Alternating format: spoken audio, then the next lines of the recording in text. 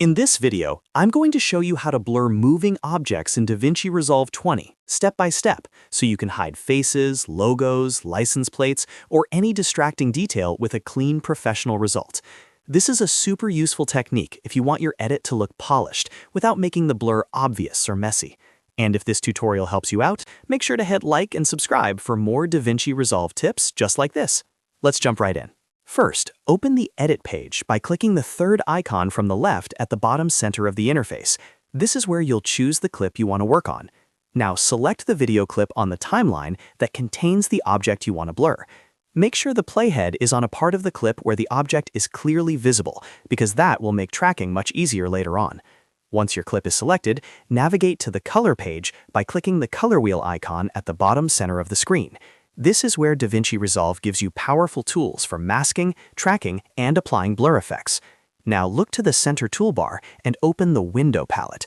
The icon looks like a circle inside a square, and this is the tool you'll use to create a mask around the moving object. From here, select either the circle or square shape depending on the object you're hiding. As soon as you choose one, you'll see a yellow outline appear over the video in the viewer. That outline is your mask, and you can now reposition it over the object. Use the on-screen handles to resize the shape until it covers only the object you want to hide. Try to be as precise as possible, because the cleaner your mask is, the better the blur will look.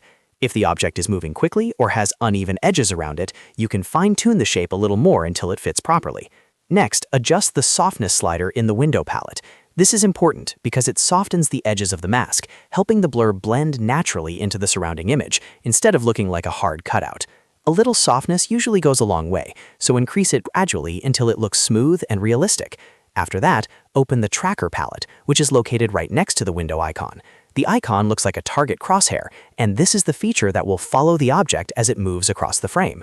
Before you track anything, make sure the drop-down menu in the tracker is set to Window. That tells DaVinci Resolve to track the mask you just created.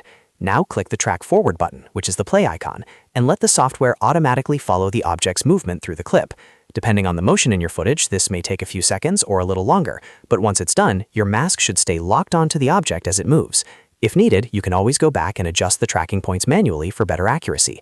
Once the mask is tracking correctly, open the Blur palette in the center toolbar. The icon looks like a series of small dots, and this is where you actually apply the blur effect. Increase the radius slider to add blur inside the tracked shape. Start with a smaller amount and increase it until the object is hidden enough without looking overly artificial. The goal is to make the blur strong enough to conceal the subject, but still blend naturally with the rest of the shot.